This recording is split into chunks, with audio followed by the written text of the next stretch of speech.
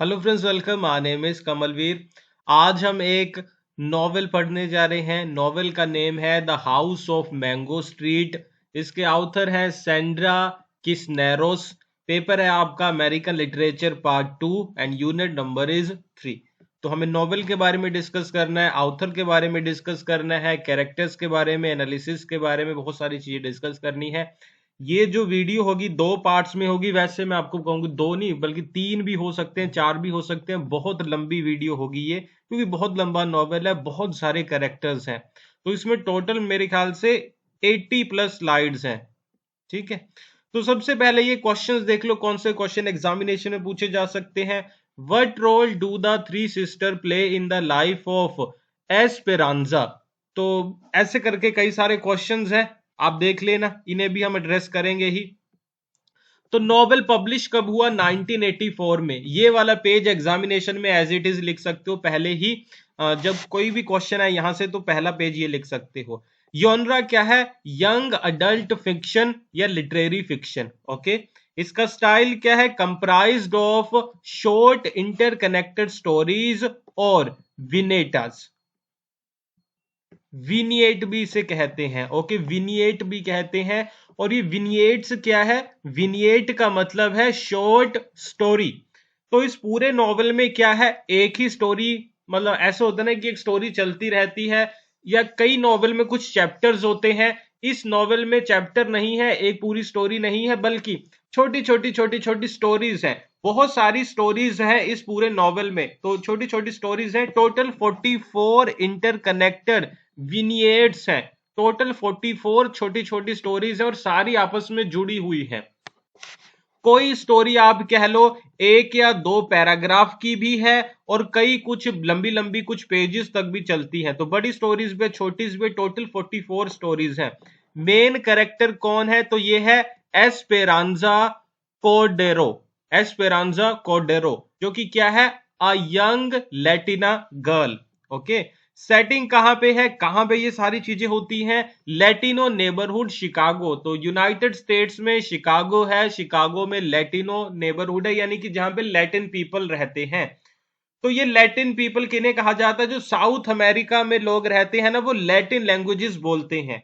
South America में जो लोग रहते हैं, मैक्सिको, पेरू, अर्जेंटीना, इन देशों में जो लोग रहते हैं वो लैटिन लैंग्वेजेस बोलते हैं, इसीलिए उसे लैटिन अमेरिका भी कहते हैं, और वहां के लोगों को लैटिनो कहा जाता है। थीम्स क्या है? Identity, belonging, culture, family, gender roles, immigrant experiences. Narration style क्या है? पोइटिक है, using vivid imagery and concise story telling. तो सारी चीजें हैं। तो ये फिर हमारी मेन कैरेक्टर है एस्पेरांजा कोर्डेरो। ओके, तो रेफरेंस के लिए फोटो लिया है मैंने, एस्पेरांजा कोर्डेरो, जिसके बारे में हमें बात करनी है, जो मेन कैरेक्टर प्रोटैगनिस्ट है। अभी अबाउट द ऑथर सेंड्रा किसनेरोस। तो ऑथर के बारे में आप खुद भी पढ़ सकते हो, इसमें समझाने जैसा कुछ भी नहीं कि कब उनका बर्थ हुआ, क्या क्या उन्होंने नॉवल लिखे, ऐसे लिखे, कहां पे वो पढ़ी, कहां पे वो रहती हैं, बीए कब किया। तो ये सारी चीजें डिस्क्रिप्टिव आप खुद से कर सकते हो, देख लेना इसे। समरी पे आएंगे, स्टोरी शुरू करते हैं। एस्पेरांजा, जो कि एक यंग लैटिना गर्ल है। Okay, as she grows up in Latino neighbourhood in Chicago. वहीं पे लैटिन नेबरहुड में ही रहती है, वहां पे सारे लैटिन लोग रहते हैं। Through a series of short stories, छोटी छोटी स्टोरीज के थ्रू एस्पेरांजा अपने एक्सपीरियंस शेयर करती है, अपनी लाइफ का, अपने ड्रीम्स के बारे में बताती है, वो लाइफ के बारे में क्या ऑब्जर्व करती है वो बताती है। ओके, एस्पेरांजा एक करेक्टर है जो छोटी छोटी स्टोरीज के थ्रू अपने बारे में बताती है। ये छोटी स्टोरीज ऐसे है जैसे एक स्टोरी है उसके हेयर के बारे में, एक स्टोरी उसके नाम के बारे में, एक स्टोरी सामने कोई लड़की रहती है उसके बारे में, ऐसे करके स्टोरीज है। She navigates the challenges of poverty, गरीबी में पली बड़ी है। कल्चरल आइडेंटिटी, क्योंकि अमेरिकन कल्चर अलग है, लैटिन कल्चर अलग है जिसे वो छोड़ के आए हैं बेचारे। जेंडर एक्सपेक्टेशंस, विमेन से क्या एक्सपेक्ट किया जाता है वो चीज सामने आती है। Okay, the novel explores her longing for a house of her own.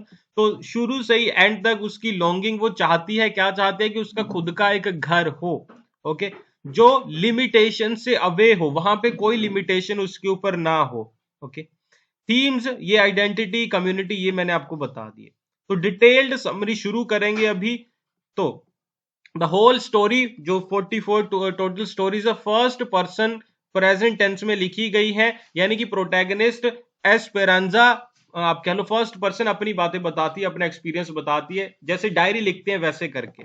Most of the novel focuses on her routine actions, उसके रूटीन एक्शंस क्या है, डेली वो क्या करती है, अपने बारे में क्या सोचती है, about her self, her life, her family, और बाद में फिर आगे जाकर के जो आसपास लोग हैं उनके बारे में भी वो बात करती है, अदर कैरेक्टर्स के बारे में वो भी हम जानते हैं।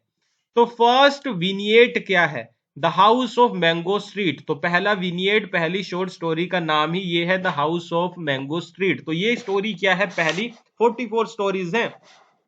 देखो हम टोटल 44 की सारी तो सारी नहीं पढ़ सकते कि नहीं, हम इनमें से डिस्कस जो मेन इंपॉर्टेंट है वो डिस्कस करेंगे, फिर उसके बाद थीम एनालिसिस, कैरेक्टर डिस्कस करेंगे। Esperanza shares as experience of relocating to a new house. इसमें वो बताती है कि पहले हम कहीं और रहा करते थे, अभी हम नए घर में आ गए हैं, मैंगो स्ट्रीट के ऊपर अभी हमारा घर है, अभी हम नए घर में आ गए हैं। वो बताती है she contemplates upon the reason for her shift which she consider is prompted by the dual developments. वो कह रहे कि दो कारणों की वजह से उन्होंने अपना घर छोड़ा। पहला कारण क्या था, ब्रेकेज ऑफ पाइप्स, वहां के जो पाइप होंगे पानी वाले वो टूट गए किसी तरीके से जहां अपार्टमेंट में ये रहते थे। दूसरा ये रीजन था refusal of the landlord in repairing, जिसके घर में ये रहते थे किराए पे रहते थे ना, तो जो लैंडलॉर्ड था वो कह रहा मैं नहीं रिपेयर करूंगा, खुद करवाना करवाओ, नहीं करवाना नहीं करवाओ, तो इनको घर छोड़ना पड़ा। तो अभी एस्पेरांजा, उसके पेरेंट्स, उसका ब्रदर, ओके ब्रदर उसके कौन है, कार्लोस और कीकी, ओके उसकी सिस्टर है नैनी। तो ये अभी नया घर ढूंढ रहे हैं, नया घर ढूंढते ढूंढते ये मैंगो स्ट्रीट पे पहुंच जाते हैं, ये सारे लोग साथ में। All the members of the family aspire to have a spacious white house with lots of bathrooms. पूरी फैमिली चाहती है कि देखो हम 6-7 लोग हैं पूरी फैमिली में, तो हमारा बहुत बड़ा घर हो, कई सारे बाथरूम्स हो, क्योंकि अभी नीड तो होगी इसने कि कई सारे लोग हैं घर में। लेकिन इन्हें मैंगो स्ट्रीट पे जो घर मिलता है उसमें एक ही बेडरूम है, एक ही बाथरूम है, तो उसी में अभी इन्हें सेटल होना पड़ेगा। ठीक है, टू एस्पेरांजा जिसमें it is not the house of her dreams, जैसा वो हमेशा सोचती थी वैसा घर तो ये है ही नहीं, बिल्कुल कि नहीं। चलो आगे क्या होगा, डिस्पाइट हर पेरेंट्स फ्रीक्वेंट एश्योरेंसेस, इसके पेरेंट इसे बार बार कहते हैं कि कोई बात नहीं, चेंज कर लेंगे, चेंज कर लेंगे, थोड़े दिन यहाँ पे रह लो, लेकिन इसे पता है कि situation is likely for some time, कि अभी ये ऐसा ही रहेगा बल्कि कुछ सालों तक भी। क्यों, क्योंकि जो नए घर में ये आए हैं वो बेटर प्रोस्पेक्ट्स हैं। कैसे, कैसे है आप कह लो कि पहले वाला घर तो रेंटेड था, अभी इनको खुद का घर मिल गया है ये, ठीक है। अभी फैमिली एक्चुअली ऑन्स द हाउस, ये घर इन्होंने खरीद ही लिया है, तो रेंट वाला तो चेंज कर लो ना, बार बार करते रहते हैं लोग, जो खरीद लिया वो कैसे बार बार चेंज होगा, ठीक कि नहीं। इसके अलावा the condition at the old house had once made Esperanza ashamed of her residence. पुराना घर तो बहुत गंदा और बेकार था, ये थोड़ा साफ है लेकिन है एक ही रूम।